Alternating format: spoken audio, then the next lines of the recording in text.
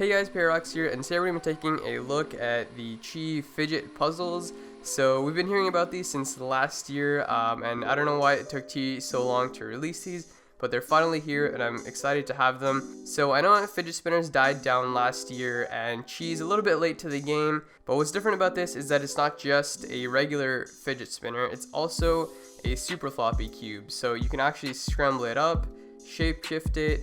You can make some fun, cool, weird looking shapes, and then when you solve it, if I can get it there, you should be able to spin it and it works just like a spinner.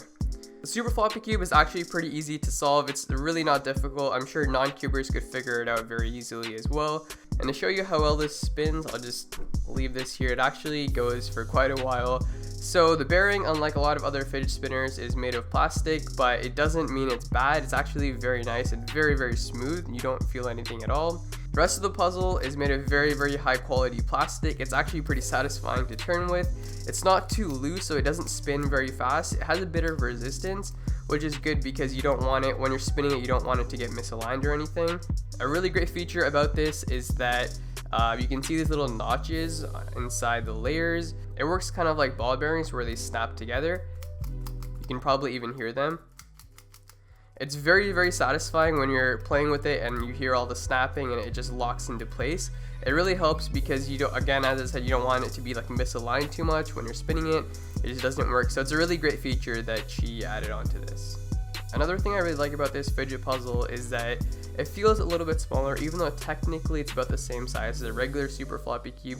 But because the sides are curved inwards and it has this concave look to it, first of all, it looks really cool, and then it just feels smaller in the hand, which is really satisfying. And if you look at it from this side, it has this pillowed sort of shape to it. Overall, I just love the look of it. It's very, very cool to look at and just really fun to hold in your hand. Another thing you can do with this is if you misalign the layers a little bit like that, and then when you spin it, you get this really cool looking 2-layer type spinning thing. Oh, I actually did it. Let's see if I can do it a little bit better.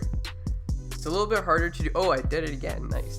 But yeah, it's a little bit harder to do tricks on this because the finger rest is slightly smaller than on some other fidget spinners, but when you get it, it's very satisfying.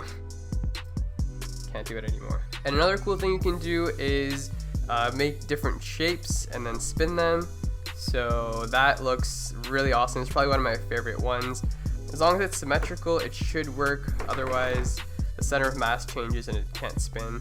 It's probably one of my favorite things to do with this. Make a cool pattern on the front of it and then spin them in different directions and just watch it look so cool. I could stare at this all day. It's so nice. So if you want to get one of these, you can probably find them at any cube store. They should be coming out in the next week or so. I'm unsure about their pricing as of now, but if I had to guess, I'd say it's around $10 or so. Anyway, that was it for this video, guys. Thanks for watching, and I'll see you in the next one.